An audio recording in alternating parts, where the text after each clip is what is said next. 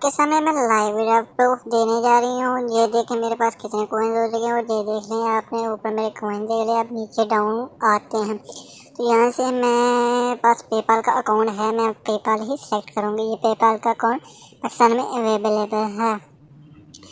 अगर किसी को नहीं बनाने की जाए तो वो मुझे कमेंट में बताए, मैं आपको बना दूँगी। ये देखिए यहाँ पर रिडीम पर क्लिक किया, मैं $10 $20 का ले रही हूँ। तो आपके सामने ये देख लें, कन्फर्म पर क्लिक किया हमने, ये कन्फर्म पर क्लिक किया और ये देख लें your bonus box have been active. तो ये नीचे देख लें स्टार्ट स्ट्रीमिंग। तो अब मैं अपने कॉइन्स आपको चेक करा देती हूँ। ये देख लें ऊपर मेरे कॉइन्स देख लें और कॉइन्स आपने देख लिए हैं। अब मैं आपको दिखाती हूँ कि मुझे मिला भी है विड्रॉ प्रूफ का नहीं। तो उसके लिए मैं अपने अकाउंट को ओपन करूँगी और ये देख लें आप